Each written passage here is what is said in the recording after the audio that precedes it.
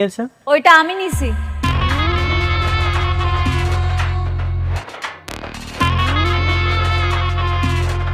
আপনি কাজ করুন, পেড করুন। হ্যাঁ জি স্যার, পেড করে দিয়েছি।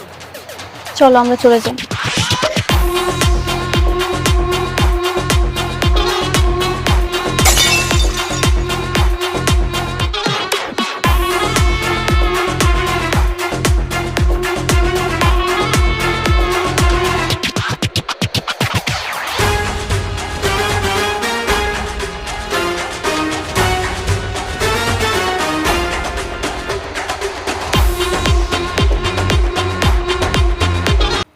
সব ডিল তো ফাইনাল, এখন শুধু সময়ের অপেক্ষা।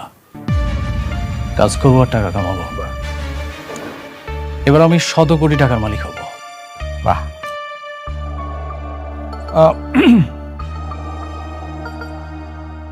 ডিল ফাইনাল হয়েছে, এটা তো খুবই খুশির খবর। আমরা কিন্তু সবাই খুবই আনন্দিত।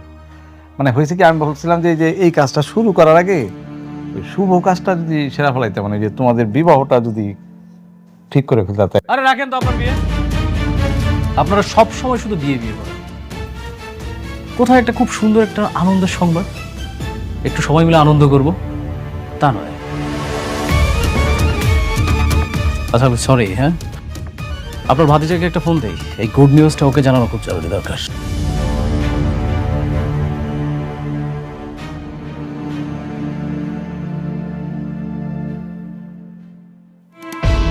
তুই আমাকে কেন কল করেছিস? কে বন্ধুকে অভিনন্দন জানাবি না? আমি তো শালিমা গ্রুপ অফ ইন্ডাস্ট্রিজের প্রজেক্টটা পেয়ে গেছি। কি মিষ্টি খাবি না? মিষ্টি নিয়ে আসবো তোর জন্য। কেন কল করেছিস সেটা বল। কেন কল করেছি জানিস না? তোর বউ সেই প্রজেক্টটা তোকে না দিয়ে আমাকে দিল। একটা জিনিস কি জানিস, তোর বউ না তোর ভালো চায় না। এই বিষয়টা না আমার কাছে কেন কত যে আনন্দ লাগতেছে। আনন্দ হচ্ছে, এই আনন্দের অবশ্যই একদিন আমি জবাব দেব। শোন, তুই আমার একটা চুলও ছিটতে পারবি না। যদি ছিটতে পারিস তাহলে ছিড়িস। তুই দেখবি একদিন আমি অনেক টাকার মালিক হব, কোটি কোটি টাকার মালিক। তখন তোর বড় লোক শ্বশুর আছে না, তোর বড় লোক শ্বশুরের থেকেও আমার একটা বড় কোম্পানি থাকবে, আর তুই আস্তে আস্তে ধ্বংস হয়ে যাবে। ঠিক আছে, আমিও দেখতে চাই তুই আমার কি করিস। তোদের সবাইকে আমি একে একে জবাব দেব, কেউ রেহাই পাবি না। আমি অপেক্ষায় থাকলাম তোর কল্পিত সময়ের, দেখবো তুই কি করতে পারিস। ওকে, গুড বাই, টাটা বন্ধু, ভালো থাকিস।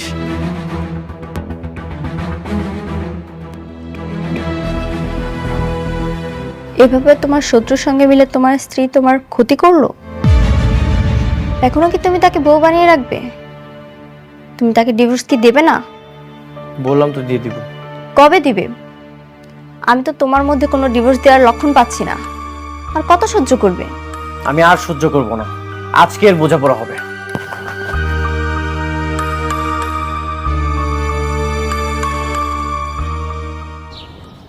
মেঘলা, মেঘলা, মেঘলা বাইরে আসো।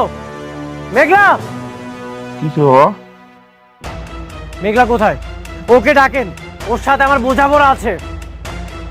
মেঘলা, আমি এখানে। কি বোঝাপড়া আছে কম? আমার জীবনের সবচেয়ে বড় ভুল কি জানো? আমার জীবনের সবচেয়ে বড় ভুল হচ্ছে তোমার মতো একটা মেয়েকে বিয়ে করা। এটা আমারও ভুল। তোমার মতো কোটিপতির বিয়া কইরা আমি আমার জীবনটা শেষ করে ফেলাইছি। তোমার তো সৌভাগ্য যে আমি তোমাকে বিয়ে করেছি, আর এই যে আপনারা একটা অকৃতজ্ঞ। অকৃতজ্ঞ আমরা কি করছি আমরা? আর তুমি আমাকে জন্য কি করছো? 7 তালা কি দালান বাইন্দা দিছো, আর এই দালানে আমরা শুয়ে বসে আরাম করি, দাসী বান্দিকে কাম করে, তাই তো? কি বললেন? আমি আপনাদের জন্য কি করেছি, কি করি নাই সেইটা বলেন। বাবারে, আমরা জানতাম না তুমি কোটিপতি, আর এটা যাই না আমাকে মেয়েরে তোমার কাছে বিয়া দেই নাই। শোনো, টাকা পয়সা দিয়া সবকিছু হয় না, সবকিছুর মাপকাঠি না। ও আচ্ছা, এখন টাকা দিয়ে কোনো কিছু মাপকাঠি হয় না। এই যে আপনারা আমাকে ধ্বংস করার প্ল্যানিং করেছেন। প্ল্যান? কি কাব্বা? শোনো, তোমারে নিয়ে যে প্ল্যান করমু এই সময় আমগো নাই। সেই সময় আমাকে নিয়ে কেন থাকবে? এখন তো তোমার সব সময় নাইট ক্লাবের সেই রং বেরঙের মানুষদেরকে নিয়ে। এখন তো তোমার চলাফেরা বড় বড় অফিসার, বড় বড় পোস্টে যারা আছে তাদের সাথে। অনেক সামলা কথা কও। আমার বস্তিতে আইয়া তুমি আমারে অপমান করবা? তোমারে আমি ছাইড়া দেবো? এমন মাইয়া আমি না। তুমি নষ্টামি করে বেড়াবা আর আমি তোমাকে নিয়ে কিচ্ছু বলবো না, এটা তুমি কল্পনা করলে কিভাবে? আমি তোমাকে আজকে ফাইনাল ডিসিশন জানাতে এসেছি। ফাইনাল ডিসিশন আমি জানিয়ে দেব। ডিসিশন? কি কি ডিসিশন তুমি দিতে চাও শুনি? আমি তোমাকে ডিভোর্স দিতে চাই। আমি তোমাকে ডিভোর্স দিয়ে আমার ভুল থেকে আমি মুক্তি পেতে চাই। আমি সেই দিনই বুঝতে পারছিলাম, যেদিন তুমি আমার চোখের সামনে টাকার জন্য আরেকটা মেয়ের বিয়া করে ফেলাইছো। আমি তোমার সেই দিনই মুক্তি করে দিছি। এইভাবে না, আমার অফিসিয়াল ভাবে মুক্তি চাই। আমাদের যে কাজে বিয়ে পড়িয়েছিল তাকে বলেন সব ডিভোর্সের পেপার রেডি করতে। আমি আপনাদের সাথে কোনো সম্পর্কই রাখতে চাই না। আমাকে ধ্বংস করার জন্য নিজের ইজ্জতটা ব্যবহার না করলেও পারতে। তুমি যে এতটা খারাপ সেটা আমি কখনোই কল্পনা করিনি।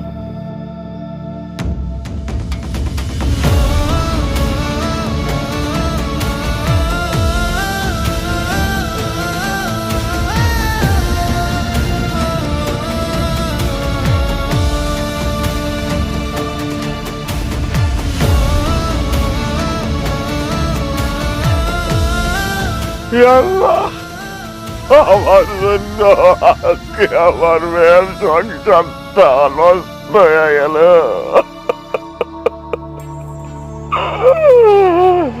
এই জন্য আমি দায়ী।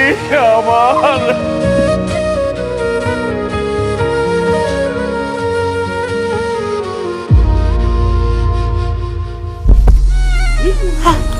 আল্লাহ বাবা, কি হলো এটা? আমারে করে না আমারে।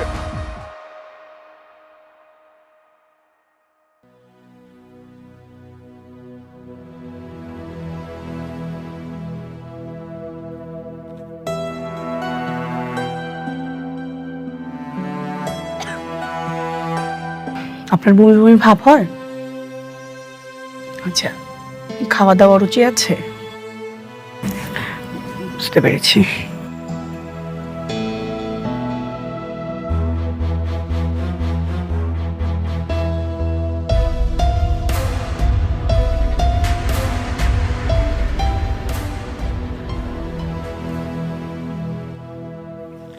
আপনার স্বামীকে খবর দেন, খুশির সংবাদ আছে। আপনার স্বামীকে বলেন মিষ্টি নিয়ে আসতে। কি সুখবর ডাক্তার সাহেব? নতুন মেহমান আসতে চলেছে, আপনি মা হতে চলেছেন। বাচ্চার বাবাকে বলেন মিষ্টি নিয়ে আসতে, মিষ্টি নিয়ে তারপর বাড়িতে যাবেন। কি কি আপনি এগুলা কি কইতাছেন? আমি আমি গর্ভবতী? আব্বা, ম্যাডাম, আমার জামাইয়ের লাগে তো আমার কোনো যোগাযোগই নেই। মানে? মানে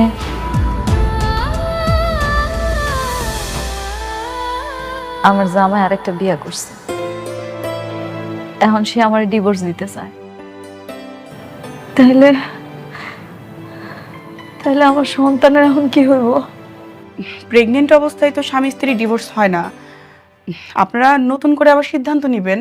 কিন্তু ওর জামাই তো ওর সাথে থাকে না, যে নতুন বিয়ে করছে সেই জায়গায় ওর জামাই থাকে, ওর নামই শুনতে পারে না। আপনার মেয়ে তো প্রেগনেন্ট, এটা আপনারা আগে জানতেন না। এখন যেহেতু জেনেছেন, আবার নতুন করে সিদ্ধান্ত নেবেন, চিন্তা করবেন কিভাবে কি করবেন। না, সিদ্ধান্ত নেওয়ার আর কিছু নাই। আমার জামাইও চায়, আমিও চাই আমাকে ডিভোর্সটা হোক। কিন্তু প্রেগনেন্ট অবস্থায় তো ডিভোর্স হয় না, দেশের তো আইন কানুনের একটা ব্যাপার আছে, ওইটা তো মানতে হবে। আপনাদের সন্তানের কথা চিন্তা করে আপনারা হাজবেন্ড ওয়াইফ আবার নতুন করে ভাবেন, এত তাড়াতাড়ি সিদ্ধান্ত নেওয়ার তো কিছু নাই। ভাবা ভাবিটার কিছু নাই আপা। যেই মানুষটা আমার কথা একটা বড় চিন্তা না কইরা টাকার জন্য আরেকটা বিয়া করতে পারে, যে মানুষটা আমার ডিভোর্স দেওয়ার জন্য উল্টা কইরা লাগতে পারে, আমি কোন মুখ নিয়ে ওই মানুষটার কাছে যাবো আপনি কোন? না, আমি আর যাব না। পৃথিবীতে তো এমন অনেক সন্তান আছে যারা জন্মের পর বাপ মা কাউরে দেখে না, তাই বলে তারা কি বড় হয় না, মানুষ হয় না? আমি আমার সন্তানের জন্য আছি, আমি ওরে বড় করব, ও জানবো ওর কোনো বাপ নাই। আপনারা যেটা ভালো মনে করেন, আমার যেটা ভালো বলার ছিল আমি বললাম।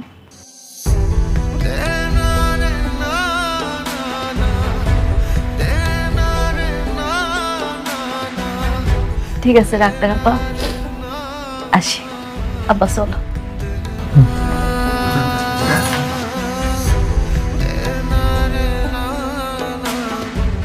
মারে, তুই জামাইরে তালাক দিস না।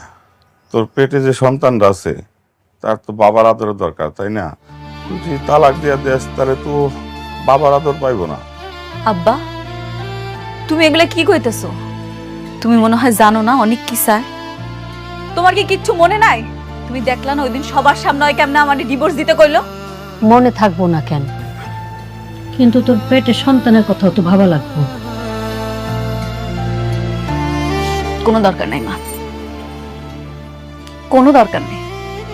যে মানুষটা আমার কথা একবারও চিন্তা না কইরা আরেকজনের বিয়া করতে পারছে, তার কাছে আমি ছোট হইতে চাই না। আমার ভাগ্যে যা আছে তাই হই। কিন্তু ডাক্তার যে কইলো পেটে বাচ্চা থাকলে নাকি স্বামী স্ত্রী তালাক হয় না।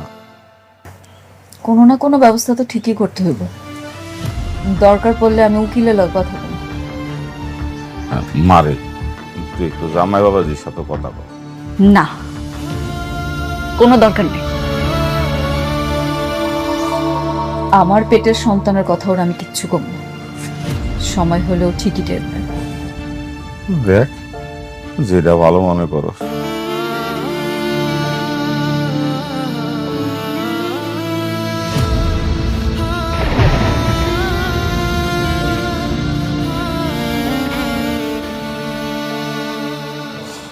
এখন আর কোনো সমস্যা নেই, লোনটাও হয়ে গেছে, শালিমা গ্রুপের সাথে চুক্তিটাও হয়ে গেছে।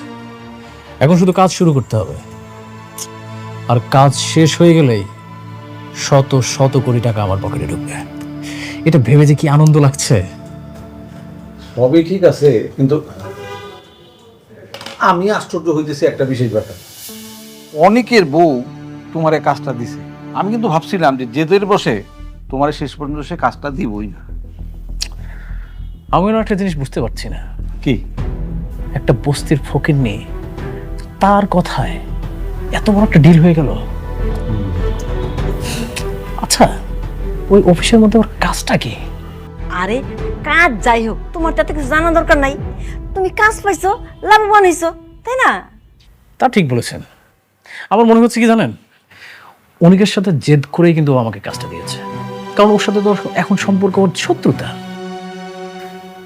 অনিকের বউ ওর সাথে প্রতিশোধ নিচ্ছে।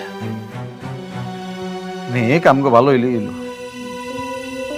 আচ্ছা, সমস্যা কি? ওরা ওরা মারামারি করুক, আগের থেকে আমরা লাভবান।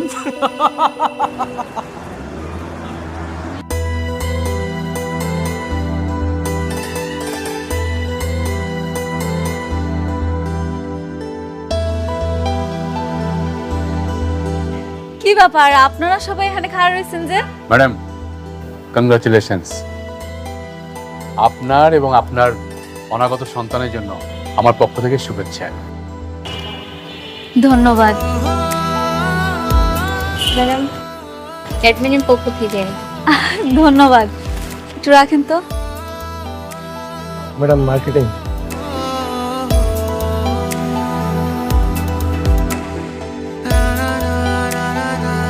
ধন্যবাদ।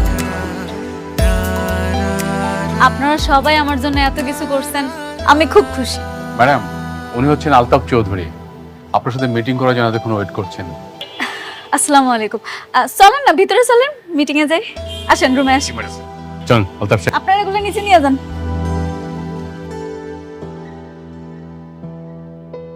বসেন বসেন। ঠিক আছে। আপনার বাবার সাথে আমি দীর্ঘদিন ব্যবসা করছি, উনি আমাকে খুব পছন্দ করতেন। এই আপনার কথা আমি ওনার কাছে শুনেছি, তো ভাবলাম অফিসে গিয়ে একটু দেখা করি, পরিচিত হই। ও আচ্ছা, আপনারা দেখে আমার খুব ভালো লাগছে। ভেবেছিলাম শাকের চৌধুরীর মেয়ে অনেক মডার্ন, আধুনিক হবে, কিন্তু আপনাকে দেখে তো তা মনে হয় না। কেন, আমার দেখে কেমন মনে হয় আপনার? মনে তো হয় বস্তির থেকে এসছে। এই শহরের অলিগলিতে বস্তিতে যারা থাকে, আপনার আচরণ দেখে তো মনে হলো সেরকমই। আপনি ঠিকই কইছেন, আমি বস্তিতেই থাকি। আমার পালিত বাবা মা এখনো বস্তিতেই থাকে। আপনার মতো একজন কোটিপতি বস্তিতে থাকবে, এটা তো মানেই যায় না। বস্তিতে তো থাকে গরিব ফকিন্নিরা, আপনি তো গরিব না। তাতে কি হয়েছে? আপনারা কইলাম না ছোটবেলা থেকে ওখানে মানুষ হয়েছে, এই জন্য হেনেই থাকি। আলতাফ সাহেব, আমরা এই বিষয়ে আলোচনা না করে আমরা ব্যবসায়িক আলোচনাটা সেরে ফেলি। ও শিওর।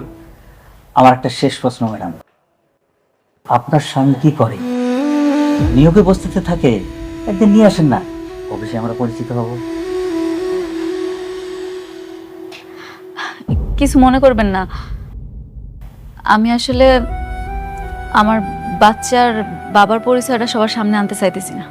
মানে কি, সন্তানের কোনো বাবা নাই, আর বস্তিতে থেকেও এত অ্যাডভান্স, স্বামী ছাড়াই সন্তান?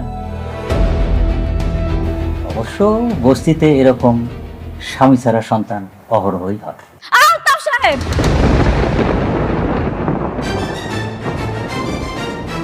আপনি মুরব্বী মানুষ, আর তাছাড়া এই অফিসের সবচেয়ে পুরনো ক্লায়েন্ট। আপনার সাথে আমি খারাপ ব্যবহার করতে চাইতেছি না, ভালোই ভালোই বলতেছি। আপনি এখন আসতে পারেন স্যার। রিল্যাক্স, মাথা ঠান্ডা করেন। ম্যানেজার সাহেব, ম্যাডাম। আপনি উনারে এক্ষুনি এখান থেকে চলে যেতে বলেন, নাইলে কিন্তু। জি ম্যাডাম। আলতাফ সাহেব, আপনার কোনো কমন সেন্স নাই? হ্যাঁ, আপনার সাথে আমাদের সমস্ত ব্যবসা বন্ধ। যান, আপনি কিন্তু জানতে হবে। কিন্তু রমজান সাহেব, বস্তি থেকে উঠে আসা একটা মেয়ের জন্য আমাকে অপমান করতেছেন, আমি কিন্তু দেখে নেব। এটা আপনার প্রাপ্য ছিল। যান, আপনি বেরিয়ে যান। আরে জি ম্যাডাম। এই ভদ্রলোকটারে অফিস থেকে বাইর করে দাও, এরপরে যাতে অফিসের ত্রিসীমানা না দেখি, ঘাট ধাক্কা দিয়ে বাইর করে দিবা।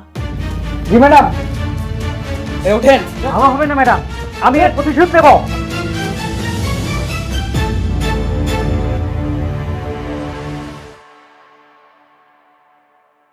উনি আমাদের সাথে বিজনেস না করলে কয় টাকা লস হবে? না ম্যাডাম, কিচ্ছু হবে না, ব্যাপারটা আমি দেখব। সরি ম্যানেজার আঙ্কেল, আসলে আমি ওনার কথাগুলো নিতে পারি নাই। ম্যাডাম, আপনি উচিত শিক্ষা দিয়েছেন, এইসব লোকদের এরকম শিক্ষাই দেওয়া উচিত।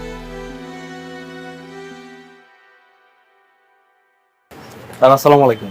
ওয়ালাইকুম আসসালাম। কি নেবেন দেখুন। দেখো কি পছন্দ হয় তোমার।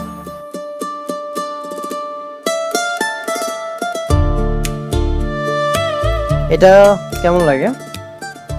না ভালো লাগছে না, অন্য কিছু দেখো।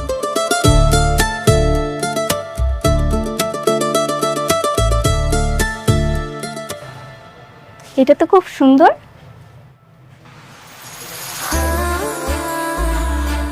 এটা তোমার পছন্দ হয়েছে? হ্যাঁ। সরি স্যার, এটা আসলে বিক্রি হয়ে গেছে। কি বলছেন বিক্রি হয়ে গেছে? মানে মাত্রই তো আমি হাতে নিলাম, হাতে থাকা অবস্থায় কিভাবে বিক্রি হয়ে গেল? আসলে স্যার, আপনার আগে একজন কাস্টমার এটা নেবেন বলে কনফার্ম করেছে। আমি এখন এটা প্যাক করব। এটা কত টাকায় সেল করেছেন? শাড়িটার দাম 2000 টাকা। 2000 টাকা? ঠিক আছে,